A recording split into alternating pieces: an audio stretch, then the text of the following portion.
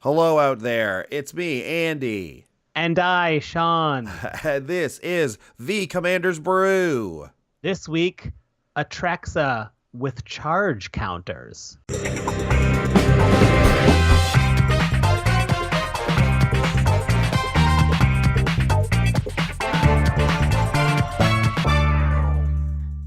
Hello and welcome to the Commander's Brew podcast, episode 117. Woo, DMX noise. That's a DMX noise.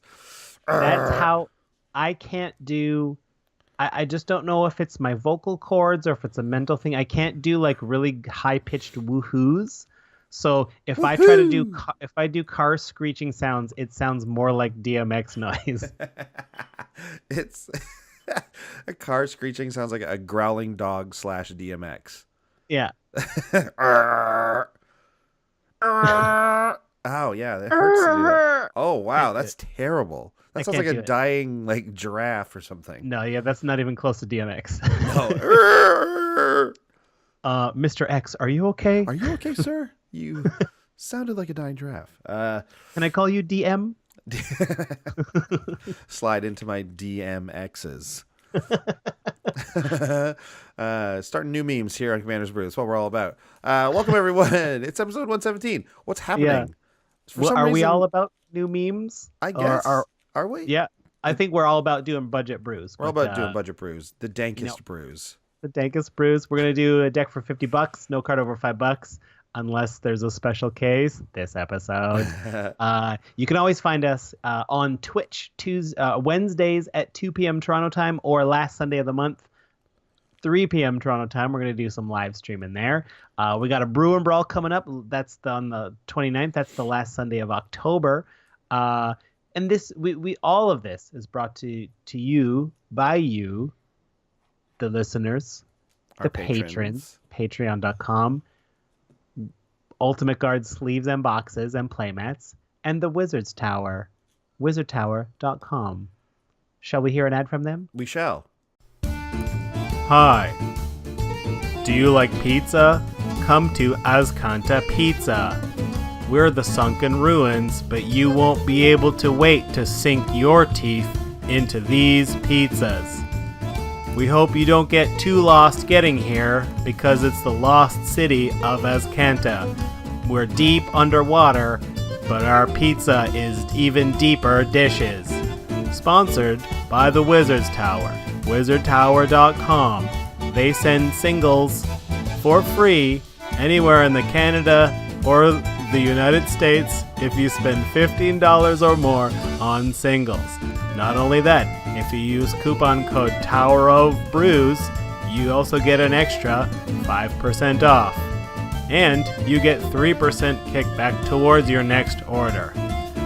Here at Azcanta Pizza, Azcanta Believa the flavor.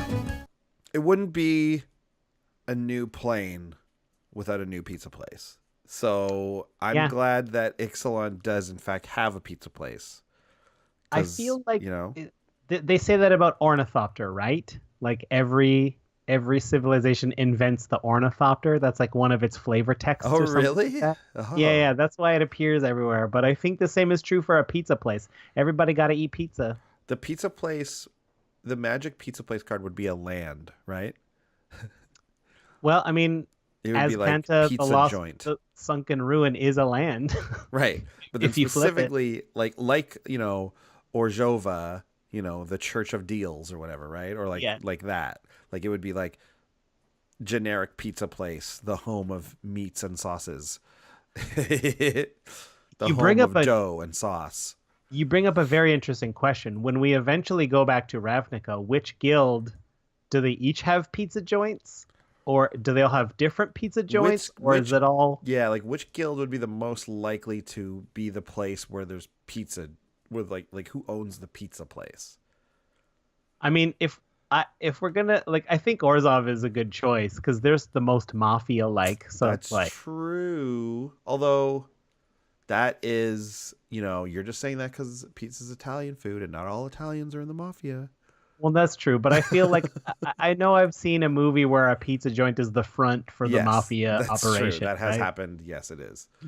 I think Like, like Gruel could probably make a mean pizza oh, no way. out of the rage pits. They got a good slice out there, but it's They like got a deep great dish. oven, but they would want it so hot it would melt your face. Yeah, it's like it's a deep dish and it's served very hot.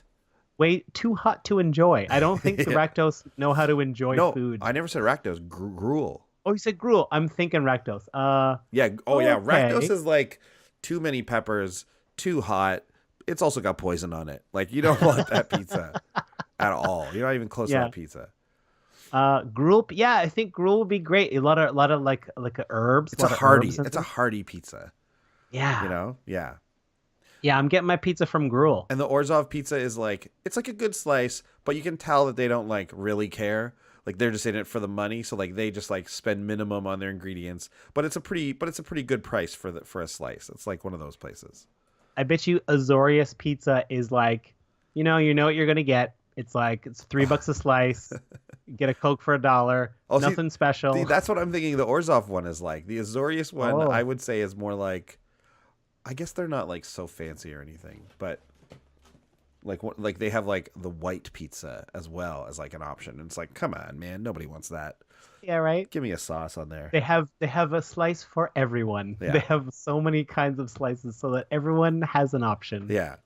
Well, there you go. There's our discussion on the various pizzas on Ravnica. Sean, what's happening with you this week, magic wise? Oh man, this is very exciting because, as you know, Andy, we got into the 1v1 commander game. We got back into it. We should say. Back into it. Yeah, we dabbled for a second and realized it was It's crazy.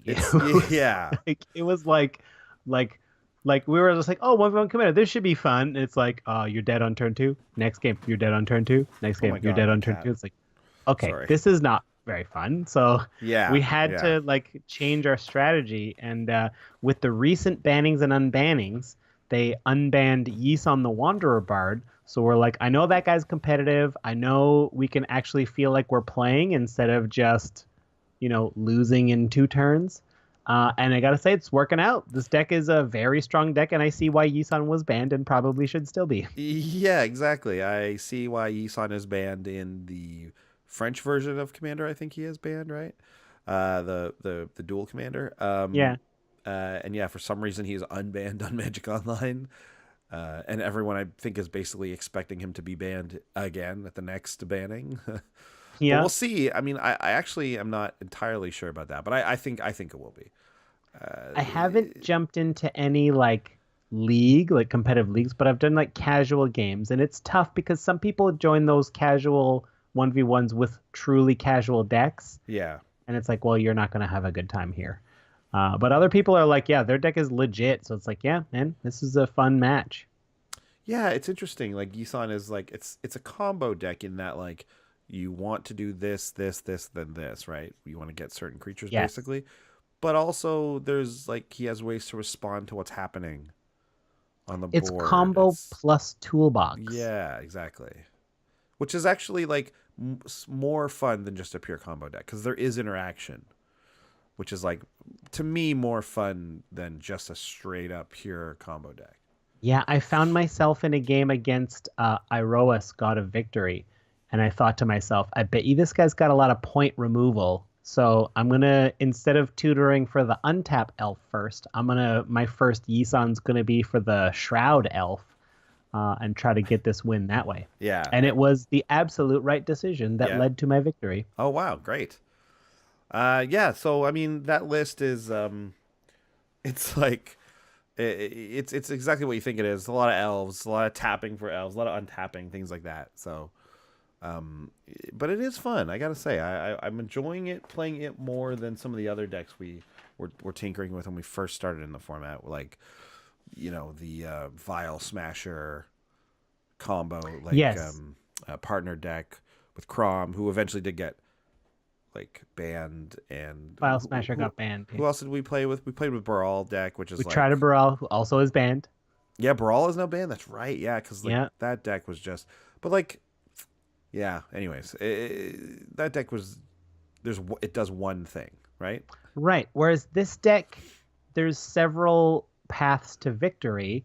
And I think although you're doing a lot of tutoring and you're kind of spamming Yisan, and that aspect is kind of the combo, but what you do with it, you're constantly adjusting your game plan as you go. And you're like, okay, I mean, do I go all in on my infinite mana bounce acidic slime plan? Because if I do and he has any disruption, I'm out. Or do I play a little safer and just kind of develop some more protection? Like, it is really interesting. There's some really interesting lines of play with it. Yeah, and that's the thing that's appealing to me, I think, is that like in a lot of decks it's like, okay, I just counter everything until I just basically just play control until I get this thing out and then this thing lets me win. Right. Whereas this one is like it plays well from being ahead because then it's like, okay, I'm just going to do this, I'm going to do this, I'm going to do this, then I'm going to win. Or from behind, it's like, okay, I have to stop them from doing this, then I have to deal with this. And like you generally have those answers in your deck. It's just a matter of if you can make them all happen, which is a fun like puzzle to figure out. Yeah. So it's fun. Yeah. I don't know. Like, is it overpowered? Perhaps, because you're basically tutoring on like every turn, which is... Well, let's just wait until we get into the competitive leagues and see how we feel. That's true, exactly. That's my cat crawling around. Sarah! The cat's crawling around out here. I can't do anything about it. My cat now, right? When she's being bad. Yes. When she's being bad, she's your cat. Where is she? Get out of here. You think what you do. You knocked over a plate or something. Anyways, okay. What were we saying? We'll see how this changes once we get into like an actual competitive league, like a 5-match league, because I expect we'll face decks that have a lot more interactive pieces that try to disrupt way harder. And frankly, like, I mean, it was a small sample size. I've played like what, 5 to 10 games so far. We've basically just been getting used to using the deck as opposed to jumping right into the harsh competitiveness of that format. Which of course you're right. You need that in order to actually judge the effectiveness of the deck. But it should be fun. I definitely think it has the possibility. Like every time we did leagues before, it was like maybe we won 4, but probably 0-5. And that's no fun. We did okay one time. Don't you remember? We did like I don't remember being above 50% ever. I think it's when we did the Burrall one. We went like we were 2-2 at one point, and we could have won, and we could have. Yeah, we could have. Yeah, okay. So we never cracked 50%. No, we never cracked 50%. But I think Yisan could. I don't know. But anyways, that's our like 1v1 commander thing we've been tooling around with. I mean, it's not, we always say this, it's always like, kind of goes without saying, it's not really Commander. It's a different game. Yeah. Now, when we stream on Wednesdays, this is something that's also in the mix. So for me, it's either this or Draft, Ixalan Draft. I'm hearing a lot of people say that the Ixalan Draft is a little bit straightforward. It's a little bit aggressive, and it's much less fun than Hour of Devastation was. Yeah, I was excited about this set, and I still kind of am. But I've drafted it I drafted it like twice, 2 or 3 times. That's not that much. So I'm still into it. But I can see what people are saying because there is a bit of an on rails feel to this type of set when it's like, okay, these colors are this, these colors are this, these colors are this, and it's not weighted the same. It's like when we had Return of Ravnica / Gatecrash, where it's like there's 5 guilds. So it's like, okay, well then there's only really 5 decks to do. Whereas in a normal set, you have obviously all the color pairs and everything in between, right? So this one is a bit weird, and I guess I guess people are feeling that. That's what I hear. The last time I drafted, I tried to go vampires because I got one of the payoff cards early, and one of the tips I picked up, not from experience, but from listening, was that there aren't as many playables now. Like the last few draft sets we've had, there's just been like just an embarrassment of riches where like you can sideboard all kinds of stuff. But in this one, apparently, like there's really like the playables run out in packs. It is making me appreciate the Hour of Devastation more than I think I did at the time. Oh, isn't that the worst? Yeah. When you didn't appreciate, oh man. Like I played it enough that I felt like I still I still got into it a bunch and felt good about it. Like I still played a lot, so I'm okay with the amount that I did play. It's not like I skipped it as a format. Yeah. So that I'm happy with that. But yeah, I didn't really appreciate it as much as I do. I think now even. Don't you know? It seems to go. You don't know what you got. It's gone. Your purperders, your perkin alert. I just realized though, if you sing the song with that weird voice, it says the Cartman voice. You perv paradise. I don't want to go there. I don't think anyone should ever perv paradise. It really ruins it for everyone if you do that. It just ruins it for everyone. Please, no one perv paradise. Don't perv anything. Just don't perv anything. Please don't ever perv anything. Okay. So yeah. Anyways, that's our little limited talk there, because that's what we've been doing magic wise, right? We've been playing. We've been streaming. We've been playing drafts. We've been doing some 1v1 Commander. Yeah. We did manage to get a little Commander night in the what was it, like 2 weeks ago or something. Had a fun time, but this week we'll be back playing Commander with the old crew. Yeah. The multiplayer. I haven't. Despite the fact that we have a show where we build a new deck every week, I haven't built a new deck in a very long time. The last one I built is the much talked about Epic Experiment. Yeah. Yeah. I've got a new one like on my counter that's like the cards have been pulled. I just got to sleeve it up and make a couple of cuts and it's ready to go. What is it? It's well, I'll tie this into my MTG Canada article. I've been thinking about brewing an Arjun the Shifting Flame deck forever. Really? I haven't done it, and I think what pushed me over the top is 2 Ixalan cards: Sunbird's Invocation and Primal Amulet. Sunbird's Invocation is the 6 mana enchantment that basically lets you double casts. Like you cast one spell and then you get to dig that many deep and cast another spell within it for the same CMC or less. So that's a huge piece of the puzzle. And Primal Amulet is like amped up Pyromancer's Goggles because it gives you a discount on all your instants and sorceries. And then once you flip it after 4, you get to use it for a mana to double any instant or sorcery, which is just, it can get crazy. Yeah, neat. I think these two put it. So my latest MTG Canada article is about my process of brewing decks. I walk you through how I approach the deck, my thought processes, how I made my decisions. Yeah, and then I put up a first draft of a deck list, and I have it basically ready to go here on my behind me on the counter there. Oh wow, that's great. Can't wait. That sounds fun. Yeah. Cool. Well, what do you think we get into this deck? Let's do it. Put together this week. Yes.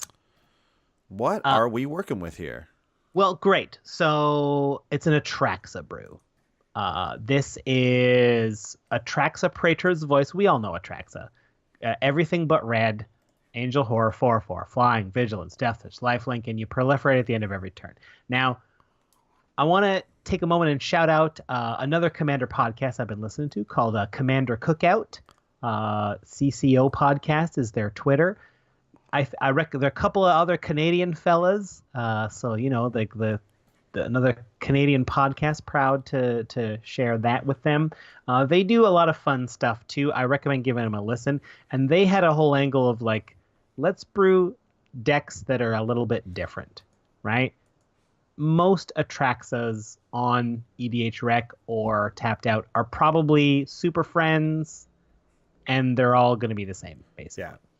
So they put a lot of similarities. They put a shout out to people to be like, hey, if you have a different idea of Atraxa, send us that list. So I've always been toying with the idea of an Atraxa charge counters deck. So I thought this might be a nice tie-in for those guys. I'm going to finally put this to thing. Now, as you know, Atraxa is way more than $5. So we're going to break our $50 deck rule for this. But I kept our restrictions for everything else. So the rest of the deck is under $50. No card is over $5. But I'm putting an asterisk next to Atraxa because Atraxa makes it all work. Yeah, Asterisk indeed. It's a kind of a big one too, right? Like Atraxa is almost $20 American. Just keeps going up. Yeah, that's a like.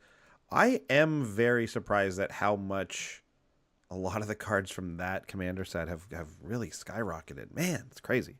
And is it just because everyone wants a Super Friends deck and they were never happy before? I guess I don't know. And like the red planeswalkers are basically forgettable when it comes to commander, Man, anyways. I disagree. I don't think so. I don't want to do an Atraxa Super Friends because I don't like not having red planeswalkers. I want them. I want the red ones. What do you want? Like I want Duretti in Arwen there. Cord? I like Duretti, but like Duretti's very specific about artifacts. Like if you're not dealing with artifacts, he's not that good. Who else do I want? I want Ral Zarek.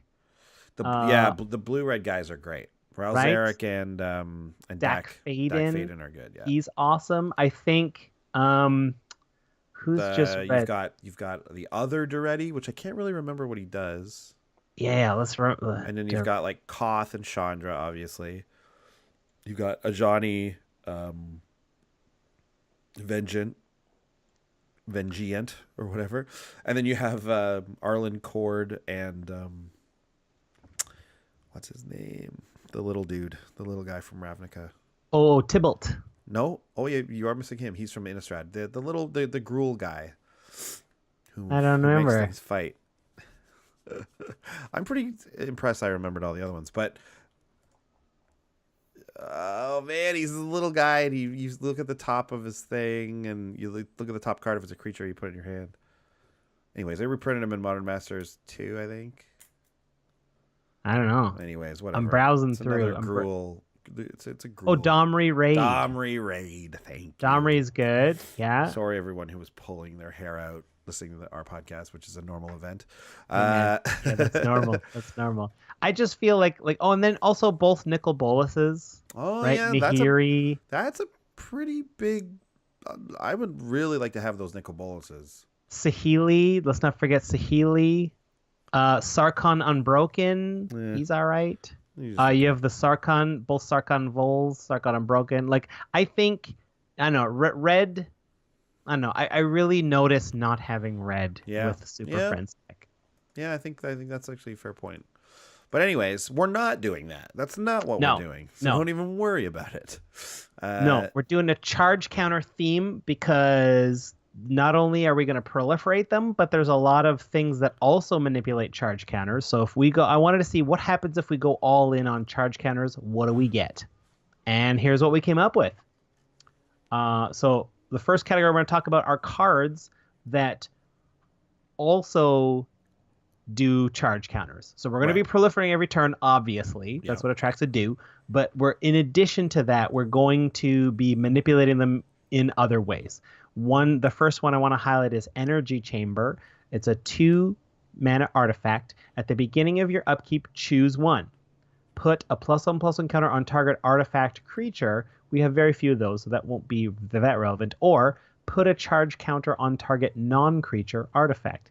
This is fantastic because it can, if an artifact runs out of charge counters, then Atraxa can't proliferate. This is a way to get it back into proliferation zone. Nice.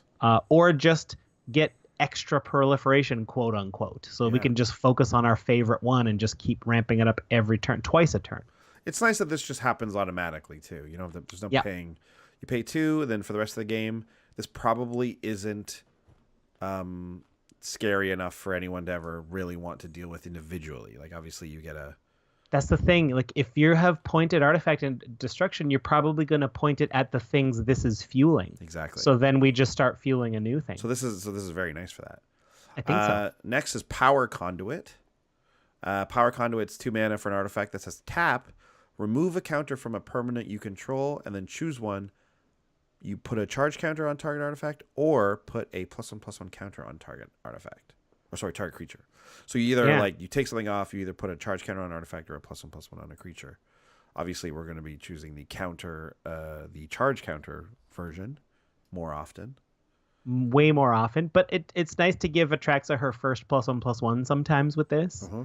And just, as a little heads up too, like we're not gonna once our vivid lands have like 5 or 6 counters on them. It's like I don't care about like I can take away a counter from a vivid land to Yeah. like give it like I don't need 6 on vivid meadow. Yeah, exactly. It becomes those become fuel for the power conduit, which is For awesome. sure, Yeah. for sure. Like, and with Atraxa, right? We're putting so many counters somewhere. I guarantee there's one where you're like, well, I don't need this many here. I can move one where I'd rather have it.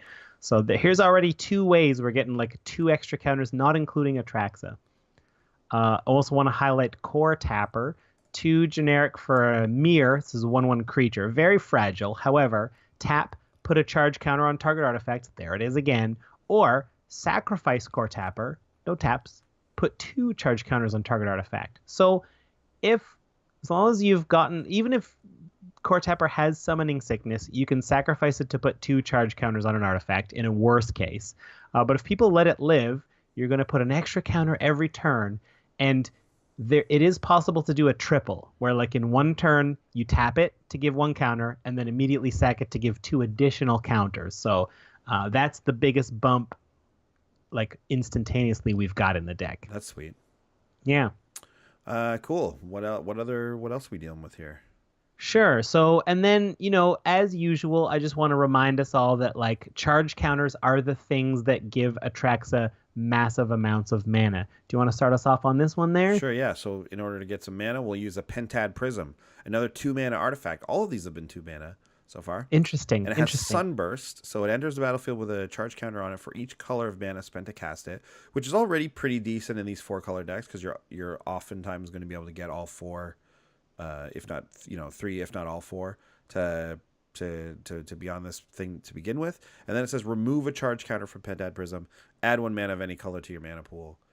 It's sweet because this can give you like if you can get like proliferating and get this thing up to 5, 6, 7, 8, 9 counters, you can take away like 4 of them and add to your mana pool, right? Like this can be a huge source of ramp in this type of deck. I just want to point out it is a 2-cost artifact, so you can only ever get 2. Oh yeah, you're naturally. right. Of course. What am I thinking? Of course. Yeah. Yeah. But you'll only ever be able to get 2, of course. But you know how this deck works. We're gonna get way more than 2. Yeah. Exactly. Yeah, and then next up, right, and so that is a charge counter. That is specifically a charge counter. This one also uses charge counters. Astral Cornucopia, XXX, XXX. I love that casting cost. It's an artifact that enters the battlefield with X charge counters on it, and then you tap it to choose a color, and you add 1 mana of that color for each charge counter. Now, with all these extra charge counter things, this is one we're happy to cast at 0 mana and just put it for free on the battlefield, and then give it its first counter, and then just start proliferating that way. If we got better things to do with our mana, I'm very happy to do that with this card. This one kind of makes it worth it to just sacrifice your Core Tapper almost right away. Do you know what I mean? Like, yeah, cast this for 0, cast Core Tapper for 2. That's 2 mana. I mean, it's 2 cards, but it's 2 mana. Sack it, and now Astral Cornucopia taps to give you 2 mana, so you get that mana right back. Well, it's like how fast do you need it, right? Like if you don't need it right now, then leave that Core Tapper for around. sure, just of course, keep yeah, throwing. Yeah. But absolutely possible. But it absolutely can do possible. that. That can be that can really get you up there. Anyways, that's pretty cool. Yeah. Another one we have is Gemstone Array. 4 mana for an artifact, generic, of course. It says pay 2 generic, put a charge counter on Gemstone Array, and then remove a charge counter from Gemstone Array, add 1 mana of any color to your mana pool. So it's the same as Pentad Prism. The actual like how you once you cast it, it's the same as that essentially, except that Gemstone Array you can pay 2 to put them on. Of course, we'll probably just proliferate a bunch and get them for free. This is a great mana sink too. Like if you just like, I always get a little frustrated when I don't have a mana sink in a game, and I'm just like, man, I got all this mana wasting. I'm wasting all this mana. Like I want to. So like this one's a great one. You could just put a ton of counters on it every turn. You're not doing anything else. Kind of good in general, right? I think so. Like I think it's a right. fantastic mana sink. As a mana sink, the only problem is that it comes at 4. You have to and pay it 4, comes with nothing. And it comes with nothing. Yeah, that sucks. If it was like 2 and it came with nothing, I could maybe, okay, I can deal with this maybe. But like, it's kind of a lot. But obviously in a deck where it's like really geared towards using charge counters, it gets even better. Yeah. But I like that it's a mana sink that you can just, store mana there basically. And I'll just remind us how Power Conduit essentially moves counters around. Like you take a counter away, you put a counter up. Like I am happy to remove one of these gemstone array counters to put it on something like Astral Cornucopia where it becomes permanent. Yeah. So like it's just other ways to roll with it. Maybe I don't need Pentad Prism and gemstone array to each have 10 counters on it. I'll take it. Right. But like at that point, it's like, well, this is pointless, but whatever. Yeah, definitely better cool. on the cornucopia, though. Yeah, man. Thanksgiving. So now let's talk about a couple of overpowered artifacts, right? We're doing a lot of proliferating, so we want to... here's the point of it, right? Here's why we're doing this. One that I just love, it could be a surprising discovery, is Altar of Shadows. This has been a surprise discovery before. Has it? Yes. I always forget about it because it's just so I remember because it was expensive. mine. I remember finding it for some old deck we built and just being like, this card's wicked. This card is wicked. Yeah. 7 generic for an artifact. So pricey. So pricey. But at the beginning of your pre-combat phase, add black mana to your mana pool for each charge counter on Altar of Shadows. So right there, if we're going to stop reading here, if we can get this rolling with Power Conduit and start putting counters on this thing automatically gives us mana every turn. Yeah. Is that different than Astral Cornucopia? It's a bit worse because we don't get to control when we have it. But anyway, that's not all. It also has 7 tap, destroy target creature, then put a charge counter on Altar of Shadows. So, like, that's just crazy to me. I think like, this is, like, really good in a mono black deck. And I think it's just, like, I think it's wicked. I think it's, like, really... It is a surprise discovery. I've never got myself an Altar of Shadows, but, like, man, this is good. Yeah. For those keeping score, this is a gumball and a half. Yeah. I think so the idea behind it, I think, is that it gives you a bunch of mana itself. So if you're getting 7 mana from it, you can use it right away in that main phase to destroy another creature and get another mana if you want. I think that's sort of like the intended use of it. But we're just like, no, man, we're going to get this thing up to the ceiling. Well, it doesn't get charge counters when it comes in, right? You still have to put a ton of mana into this thing. Right. So I think the idea is that it actually pays you back. Right. But each time you use it, in theory, it gets cheaper and cheaper to use. That's true. In theory. Yes. Yeah. But pretty neat. It is neat. I like this one a lot. Yeah. Another one is Titan Forge. 3 mana, generic for an artifact. Pay 3 generic and tap it. Put a charge counter on Titan Forge. And then tap, remove 3 charge counters from Titan Forge. Put a 9/9 colorless golem artifact creature token onto the battlefield. Huge. And traditionally, you'd be paying the full 9, essentially, over 3 turns to get this guy. Yeah. Or I guess it's 4 turns, actually. But obviously, in this deck, things are a little different. Things are a little different. Yeah, we're just going to be throwing counters on, so we can make 9/9s pretty easily. Yeah, those guys are pretty overpowered artifacts. That's just imagine, like, you can get those up to 1 per turn easily. And then I want to highlight a few cards because this ends up being a mostly artifact deck. We get to take advantage of certain cards. Like, this is, to me, where it really opens up. It started as a charge counter deck, but when you start to think of it as an artifact deck, it gets really interesting because, well, let's just go into it. Let's talk about Marionette Master. Getting a little bit of standard play right now. There's a couple of decks using it, so I don't know if the price is going to go up a bit, but it was like a gumball forever. Now it's 3 gumballs, so keep an eye on it. But 4 black for a 1/3 human artificer.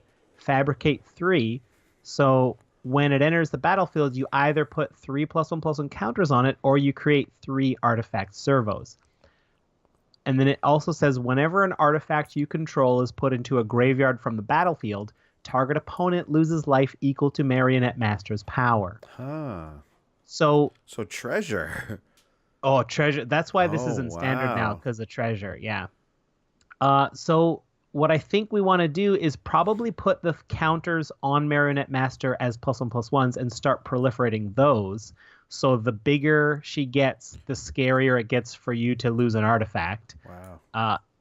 Or if you have the ability to get that first +1/+1 counter on it because of power conduit, for example, and then start proliferating, I think maybe you'd want to make those servos to just have more triggers for that artifact. Because if anyone Vandal Blasts, that's going to ruin your day, but you guarantee that you will ruin their day right back. Yes, that's true. Because it's like, I mean, do you really want to do this? Because Marionette Master is up to 4 or 5 power now, or however much. So it's not going to end well.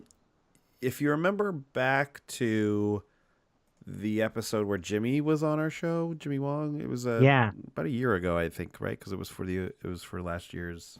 Yeah, around August, I think. Yeah, it was for last year's Commander decks, wasn't it? C16. Yeah, so Marionette Master was one that Jimmy was really big on. For Brea, right? For Brea, and I think he really hit the nail on the head. This is just good in anything that's making a ton of artifacts. Obviously, like this is a crazy card for that sort of thing. So you can almost build a whole deck around this ability. I feel like. I think so. It's well, I want to do that now. Listen, we do have a couple. I mean, I don't think it's on this list, but do you mind typing in Throne of Geth? Throne of Geth is in this deck. It's not on the notes, so we weren't playing it. But just it proliferates by sacking an artifact. Yes. So and tapping. you get to tapping. So you get to proliferate with artifacts that are no longer necessary or no longer useful, which then triggers Marionette Master. It's a whole thing. Wow, very cool interactions there. I like that. Yeah. After that, we have Clock of Omens. This is a card that when I first saw it, I will never forget it. I opened this card. I was like, I'm never going to use this. And I gave it to my friend. And then he built, our friend Butler, you guys know Butler. Yeah. He built a really great mirror tribal deck that absolutely abuses Clock of Omens. Well, also his Shroom does too. His Shroom deck does too. And the truth is that any artifact deck can really use a Clock of Omens. It's 4 mana for an artifact that simply says tap 2 untapped artifacts you control, untap target artifact. That is so powerful. Again, if you're making any number of artifacts, if you got a high number of artifacts that are out, Clock of Omens can really get busted with some choice cards. Yeah, the Clock of Omens itself can be one of those artifacts. We've already mentioned a few artifacts that have effects on the game that don't require them to be tapped or untapped. So that's free Clock of Omens triggers, basically. Yep. That's very easy to do. And just think back, what about Titan Forge or Altar of Shadows? If we're able to pop off a couple of those per turn, come on. Wow, yeah. Starts looking good. Starts looking pretty good. Yep. Clock of Omens is a great card. I love it. And then a cousin of Clock of Omens, very useful in this deck, is Voltaic Key, a single mana, and it costs 1 untap to untap target artifact. Again, this deck has the targets for it. A lot of decks don't have enough targets to make this kind of card worthwhile, but we certainly do. That's cool. That's cool to know. Now we got all this mana. We're untapping so much things. Mana. We're tapping things. We're untapping charge counters. We're taking off charge counters and all this. Altar of Shadows is throwing us 10 per. Yeah, right? It's just getting nuts. So what do we do with all that mana?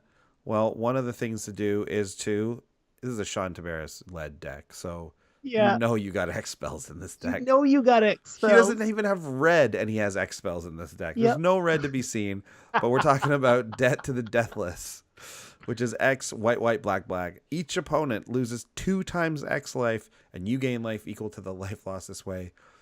This is a commander card. This is a serious commander card. You put, 5 additional mana in this. So you cost it for 9, which is a lot. But, in a 5-player game, you're gaining, 40 life off of that? It's insane. Minimum. It's times 2 on everybody. It's nuts. This can close out games. This can just completely get you back in a game where you were getting attacked and you find yourself losing. It's always, I'm always to me, this is a card that I always cut. Yeah. Because I have a thing about one-use spells, especially in decks where it's harder to get them back or whatever. But really, the power level is really there. And every time someone uses it, I'm always like, damn, that card. I got to start using it. your best case scenario is you win the game. Yeah. But I have cast this card many times where it's just like, well, it's not going to win me the game, but it's going to eliminate one player and it's going to give me a substantial lead, which is a very acceptable second place case. And like oftentimes, and this is where I've seen it, and this is where like I don't always think of it in this way, but I should. Is like, yeah, okay, so we're getting near the end of the game. There's one player who's kind of winning. You know, the three of us are like, okay, we're middling to low in life. This guy's winning. Well, now you cast Debt to the Deathless. You maybe kill one of those players outright. The other guy has like 4 or 5 life left. The guy who was winning now only has like, you know, he's down to like whatever, you know, down to where you were and you're way up. So that gives you all the time in the world to get back in the game. And everyone else is like running around trying to like get their stuff going again, / you know, they can't attack you anymore because now that guy's got 5 life. Like he can't attack anyone. Yeah. Yeah. So it has a big effect. And those of you who have been eliminated, go get me a soda. Oh, I've never heard you say that. Like, I've never heard, and that's not my character. I wish I could be that. Yeah, but anyways, Debt to the Deathless is a solid mana sink, solid X spell. And so I'm about to talk about a card that I have fallen in love with. I don't know if it's good. It's Torment of Hailfire, X black sorcery. Repeat the following X times. Each opponent loses 3 life unless they sacrifice a non-land permanent or discard a card. I just think if we're going to pop this off for X equals about 15 or 20, which seems extremely reasonable in this deck, if it doesn't win you the game, it's really fun to watch your opponents agonize over making those choices. It's true. And you know what? It's really easy to sit back here and go, well, you know, what, you do this for like X equals 6 or 7, you know, and then I got I discard 3 cards. I sacrifice 3 tokens / lands or whatever. Big deal. I take 6 life. Can't be lands. Has to be non-land or whatever. permanents. Sorry, non-land permanents. Yeah, you know, tokens or creatures I don't care about. Yeah. Whatever. It's easy to say that, but then when this card actually happens to you and it's actually more like 8 or 9 or higher, you're just like, damn, I don't want to do any of that stuff. And it really does wreck you, and it really does make it hard for people to come back. Now, obviously, they get the choice, so you generally won't get what you really want from it, but I think Sean's right. Like, if it can be cast for a lot, you know, like 10 or something, it rips apart their hand, it rips apart their board, it can affect their life. Like, it's painful.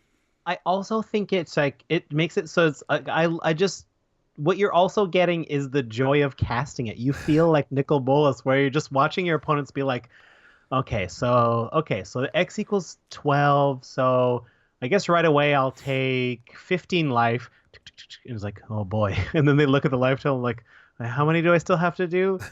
6? Okay, maybe 3 more life. You can watch them like bargain with their own life total. Yeah, it's true. It's I think did you not cast this in a game recently? I don't remember ever casting it in Commander. Maybe it got cast I cast it in Limited. I think it got cast against us on a stream or something, because I remember being like, "Oh man!" like, yeah. And it's a beating in Limited too if you can get some mana behind it. Anyways, neat card, definitely a fun card, and like I say, like, who cares if it's like actually like so good? Like if you're having fun casting this card, put it in, because it's good in that respect. Yeah, I like Debt to the Deathless is it's powerful, but the resolution is quick, simple, no fun. It's like, yeah, how much are we up? How much are you down? Great, done. But this is, you get a show when you cast Torment of Hailfire. You do get a bit of a show. And people will hate you for it. because it does 3 different things, and inevitably you will choose like some of each, right? Just to kind of lessen, to spread it around. But in doing that, it's like, yeah, man, you really feel it worse almost. Act 1 of the show is when they figure out, it's like, okay, I'm just going to lose a bunch of life because I have a lot of life. That's easy. So like, that's Act 1. And then Act 2, they start to think about like, okay, well, here's an easy card to throw away. Here's an easy permanent to throw away. No problem. But then it gets down to Act 3 where they're just like, oh no. And they just like, I guess another 3 life. I guess this permanent. I guess this card is great. Yeah, it's good. It's fun. Cast Torment of Hailfire. Yeah, man. Yeah, so man. say we. Phew. So there you go. Yeah, that's kind of sums up the gist of it. There's a little bit of redundancy in all of these categories, and we're not done talking about cards yet. We still have some 3 stars coming up, but all in all, that's kind of where we're headed with this. Yeah, it uses those charge counters to get lots of mana and then go nuts essentially. And there's some just turning those resources into bigger things, and obviously Atraxa is like a big part of that. Yeah, I think I almost think I might like Atraxa as a better artifact. Like I like it better than Brea as artifacts, maybe. Losing red hurts in an artifact deck, but it just seems like proliferating every turn is so perfect for all these charge counters. Yeah, I imagine it's quite a different style, Yeah. It seems like it's a pretty different style of artifact deck, whereas Brea is more about bringing things back and sacrificing things, whereas this one is about keeping them out and building them up as much as possible. That's true. Yeah. They can be friends. We'll allow it. What do we think about the 3 stars of this deck? All right, so star number 3, we're going in with Oracle's Vault. That's a 4 generic for an artifact. It's from Amonkhet. 2 and tap, exile the top card of your library until end of turn you can play it, and you put a brick counter down. So this is in here originally because Atraxa can proliferate those brick counters. Mm-hmm. And then once you get to 3 bricks, you just basically get to tap this card, exile the top card of your library, and play it without paying its mana cost. With all of the untappers, this becomes nuts because you can untap it with Voltaic and just get free cards off the top so many times if that's what you want to do with it. And I also want to point out having this as a brick counter bank, that's your power, or what is it? Which one trades them around? Power Conduit? Power Conduit, yeah. Power Conduit, because you never need more than 3 bricks. Sure, go to 6 bricks, go to 10 bricks, and just use Power Conduit to take bricks away and turn them into useful things. So when I first read Oracle's Vault, I was like, oh, big deal. Why do you want that red ability to basically card draw for red, that thing? But it's not that when you get the bricks on it. It's just exile the top card of your library, and until a turn you may play that card without paying its mana cost. So it's We've got a lot of artifacts. Here's the thing, though. It also says play. Yeah. It's play, which means anything you get, every single card you get, you can use. It's not like non-lands. If you get lands, you can play the lands. You can play it. Now, obviously you can't play more lands than you're allowed to play, but it's also a May ability, so you can still keep doing it once you get past those lands. Anyways, that's the only wild drawback is X spells. Yes, there you go. If you flip an X spell, you're sad. You're sad. You can play it without paying its mana cost, but it is 0. Yeah. As we all know. It's bad. Okay, let's get to the number 2 star, which is Winding Constrictor. I was waiting for this guy to show up. Very, very good. Black and green for a 2/3. This guy's from Kaladesh, right? Yeah. Oh, no. Aether Revolt, sorry. Yes. He's from the plane of Kaladesh. The creature, the Snick. If 1 or more counters would be placed on an artifact or creature you control, that many of those counters plus 1 are placed on that permanent instead. And if you would get one or more counters, you basically the same thing. So you can put them on yourself. So obviously this is a big player in Marin decks, I know. Yeah. Because he helps. Experience. Yeah, the experience counters, you get extra ones of those. But yeah, this guy's a no-brainer. Double charge counters. Proliferate. Yep. Every time a artifact adds 1 to itself, it's adding 2. Power Conduit's taking 1 away and adding 2 to things. It's just we should have said this off the top, but we encountered this last Commander game we played, where a friend of ours went to proliferate, and then he went to put double the counters on, which I just take for granted that everyone just automatically knows what proliferate is. But actually, I've come across that a lot, where people just assume proliferate means double the counters, which is not what it means at all. It just add 1 more.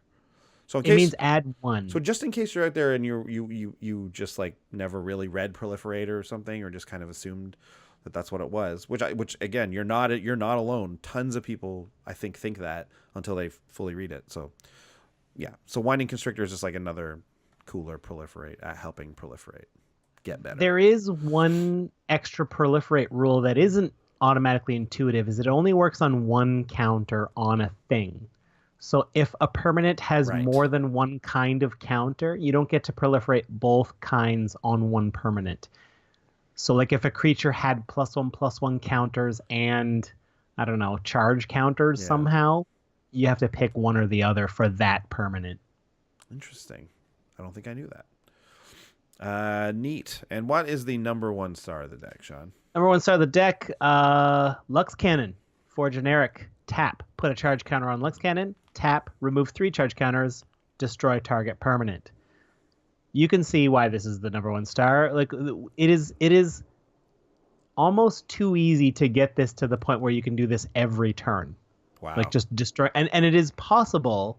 You got to have a couple of cards go your way, but it's possible to get it going with untapping, with extra counters, that you're getting this 2 times a turn. Wow, that's on a cycle, I should say. 2 times a cycle around the table. Right. Yes. Yeah. Because you still do have to remove those counters, right? You do. But I mean, this is what we're all about. We're all about the charge counters. Yeah, and you're going to fill that up. There's not every turn on the table, you're not necessarily even going to use it.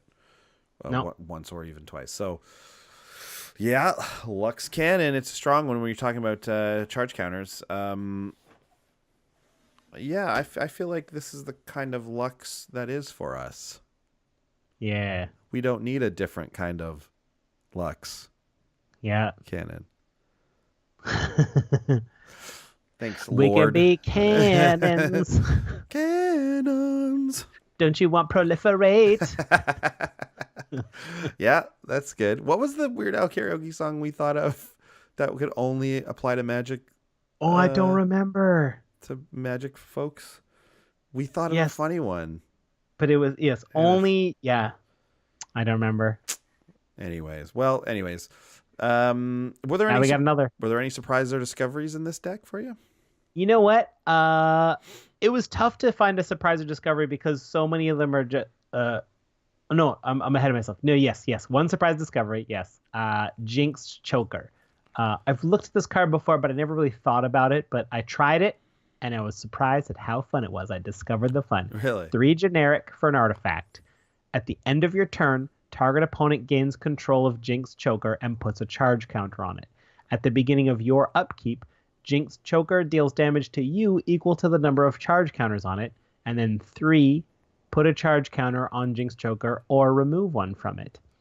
So I think because Atraxa gains you life, she has lifelink. Right. I also have things like Debt to the Deathless. I mean, that's a big one, but there's also like things like Sun Droplet, which are a charge counter artifact that gains you life over time. Mm-hmm. There's lots of incidental life gain anyway. So what we're going to do, we're going to stack these triggers so we proliferate first, then we add a counter to this and give it to someone else. So every time it goes away from us, it gets at least 2 bigger, possibly 3 if we really want to.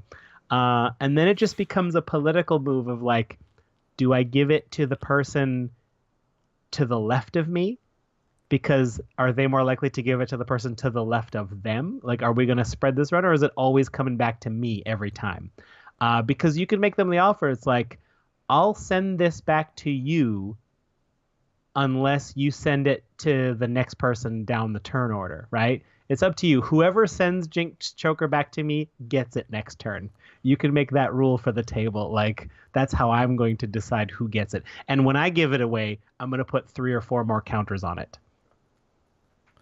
Yeah, and you're getting the life, so like it's not even really, it's not affecting you as much as it might be that other person. Like, yeah, it's tough. It's a tough move because I would think like the whole table should just always get together, just be like, look, we're always just giving it back to the person who made it. But then if they're giving it just back to the one guy, like, then it's just back and forth, and you're proliferating on it.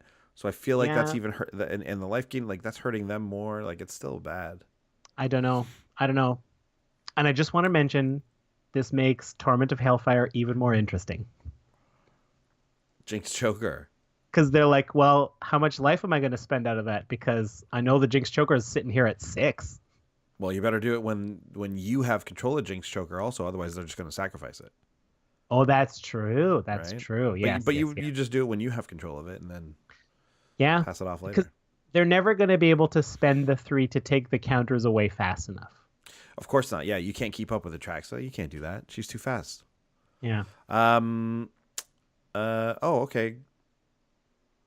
Oh, yeah, okay. Well, here we are now at the budget report. But before then, it's time to talk about Wizard's Tower again. WizardTower.com. Go check it out. Use our coupon code currently, Tower Brews. Has been for a while. But next month, the coupon code will be changing. Yes, we're going to go with monthly coupon codes coming up starting in November. So for the month of November, I already got an email back saying it's already happening. The code for November will be Brewvember. So you think long and hard about how we came up with that. And if you can tell us how we did, you win $1 million. No, you don't at all. But Brewvember, that's BREWVEMBER, right? Yes. There you go. Simple.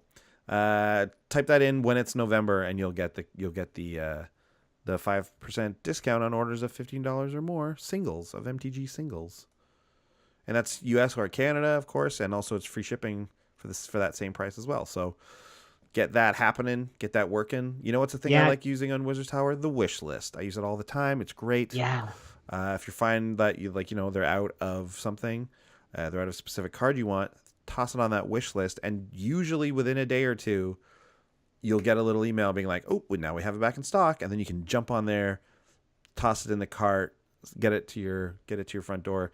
They ship really quickly too, so that's always great. Yeah, man, WizardTower.com. We're happy to be affiliated with them. They're a great crew. Great crew. But now it is time for the budget report.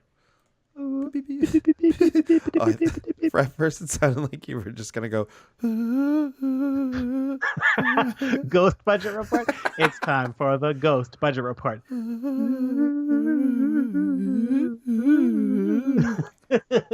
This is where we take all the cards.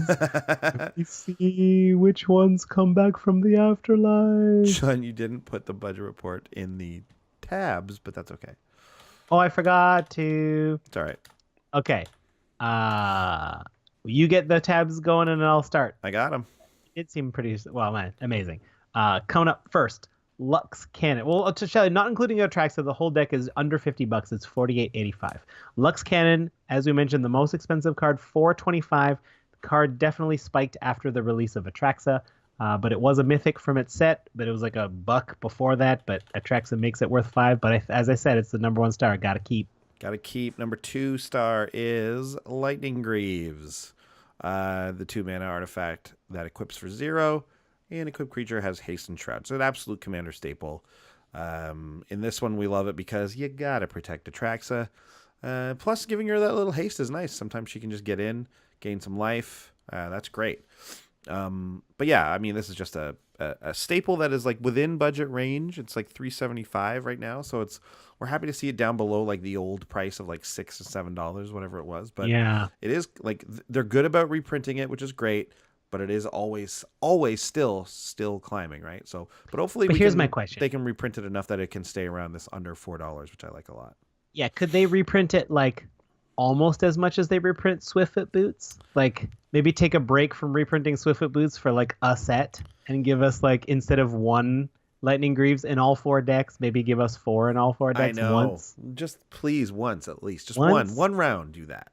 Like, we're good on Swiftfoot Boots. We're good. Oh yeah, we're good on more than good on Swiftfoot Boots. We're more than good. Like, I got so many Swiftfoot Boots, like I can't even keep track of them. Like, I had extras floating around. I remember having a commander deck once where I accidentally put 2 in there. So I really did do that. Boots come in pairs. I remember like having a Boots on the field and like on my commander, and then like drawing my card, and it was another Boots. Judge? Yeah, more Greaves, please. More Greaves. So $3.75 is a reasonable price to pay for, one of the all-time best commander cards, I'd say. Yeah, I'd say that's a reasonable price. Yeah, so it's not bad. Yeah. And then third most expensive card is Torment of Hailfire.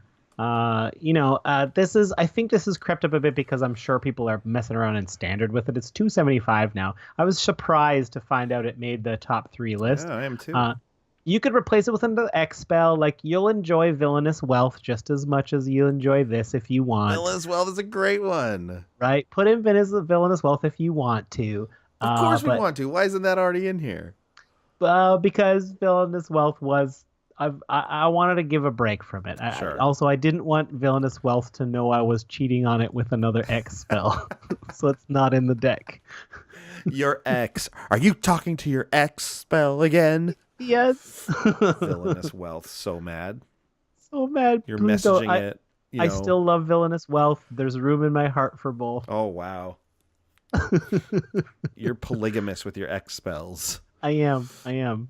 But yeah, I'm surprised. 275. That's high for this card. It must be seeing some standard play or something. It must. Right? There's really no other reason. Why else would anyone? Yeah. Anyways, but it's a fun card. So get these when they drop in price inevitably, I guess, in a while. Yeah. And you said there's not much out of budget. We usually look at the out of budget section and find out what's too much to put in the deck, but fits really specifically well. This one's a little interesting. Yeah, it's tough because, like, obviously there's so many obvious Atraxa cards that are like, that's expensive, like Doubling Season, obviously. We're never going to talk about those. But the way this deck lines up, I think Genesis Wave qualifies here. It's X, green, green, green. Reveal the top X cards of your library. You may put any number of permanents with converted mana cost X or less from among them onto the battlefield. And the ones you don't put in the battlefield this way go to the graveyard. This is mostly artifacts, a few enchantments. There's not a ton of instants and sorceries. So again, we're going to kill our X spells by doing this, but this is an X spell that, again, Atraxa is very good at casting X spells for huge effectiveness. We could put out half of our deck with this if we really wanted to, and then, oh man, get ready. Do you get burned by some of the things like Pentad Prism and like some of the other things? Like, do you just have enough ways to put more counters on those things? It doesn't matter. We have a lot of ways to put the first charge counter on those cards. We'll probably hit them with Genesis Wave. Do you have do you have the kicker one? The mana rock, what's it called again? I want to say Everflowing Chalice. Yeah, Chalice. Yeah. I don't remember if that's in this build or not, if I cut it for a room because I needed to make a couple of cuts. That seems like it's a good one too, because it's the one that you can tap and untap and like just gives you again, it's just a matter like Atraxa is so good at this. Like I didn't think we needed that much mana. Right, yeah. No, I think you're right on that for sure. But yeah, in that case Genesis Wave would be really great. Yeah. Yeah, and it is a bit out of budget for our terms. It's just above $5. Well, it's like you can find it for like $4.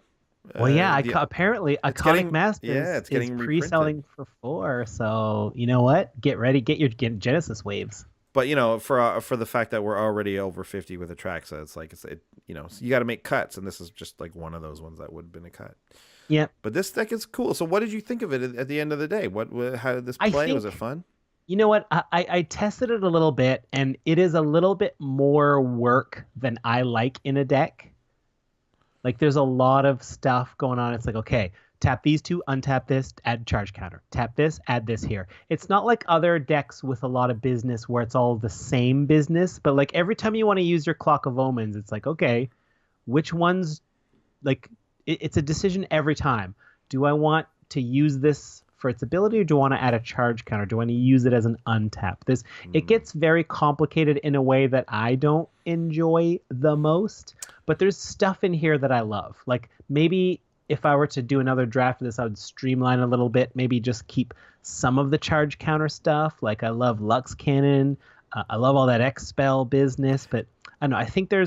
I don't think I found the sweet spot for my personal taste, but there's a lot of fun stuff. Talking about it made me like it a little bit more than my last playtest.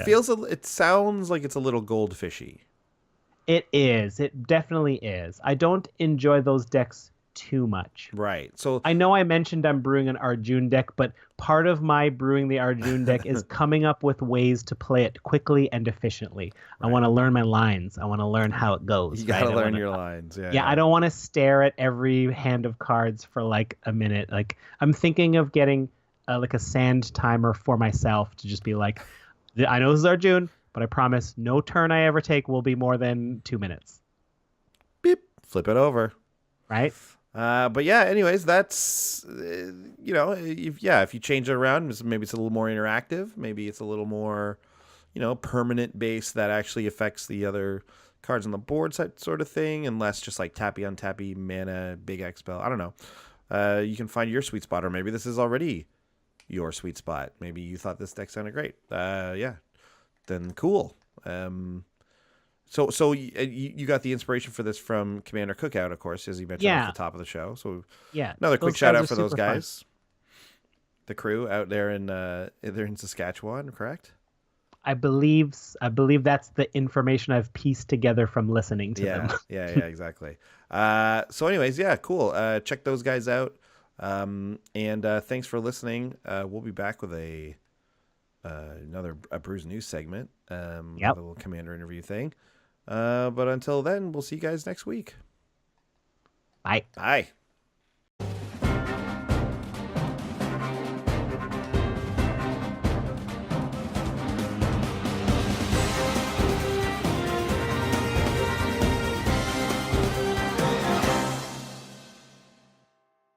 Hello, everyone. Welcome to Brews News. I'm Andy. And I'm Sean.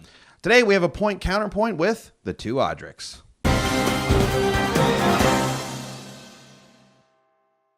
Thank you. This is Point Counterpoint. I'm Audric, Lunarch Marshal. And I am Audric, Master Tactician.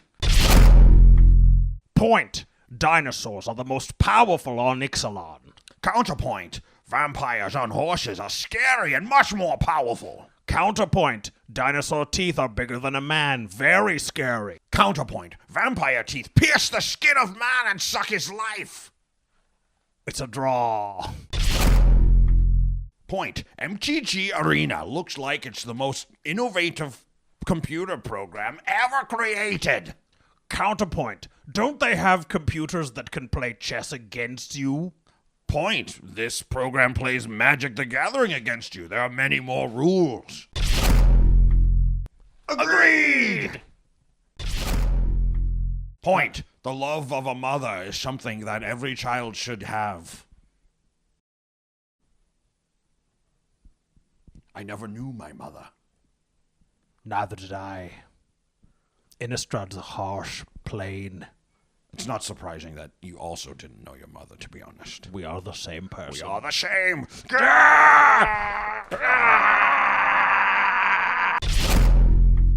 Point.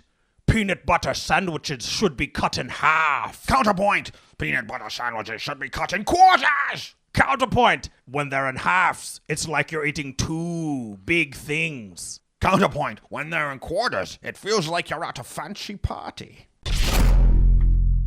Point. Chest plates are the finest armor anyone could ever build. Agreed!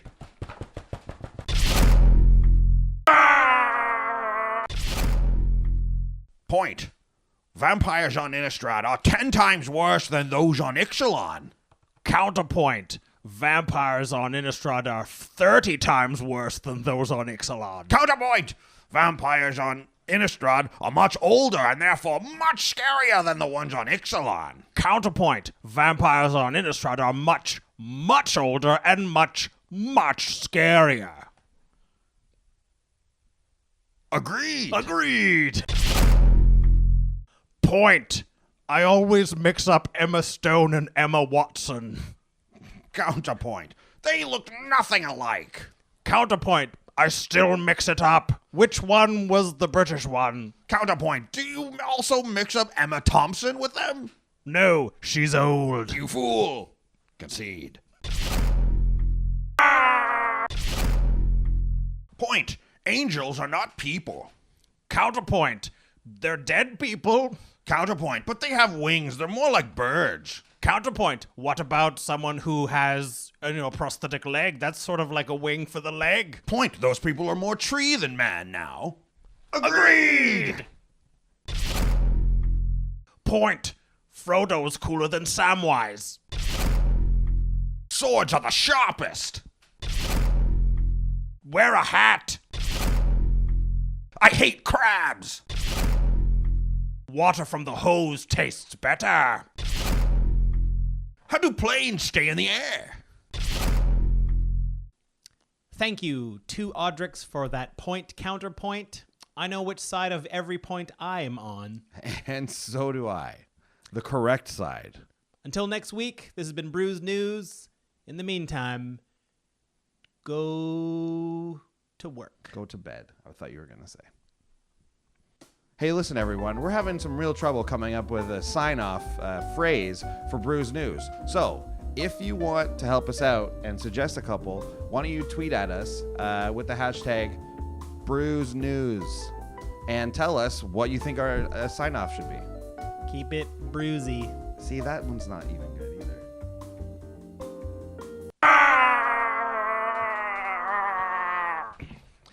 If you want to contact us, I'm at Sean Tabaris. And I'm at Andy Holbone. Send us an email at commandersbrew@gmail.com. You can find out when we go live on Twitch if you follow us at twitch.tv. And if you care to support us on Patreon, check us out at patreon.com.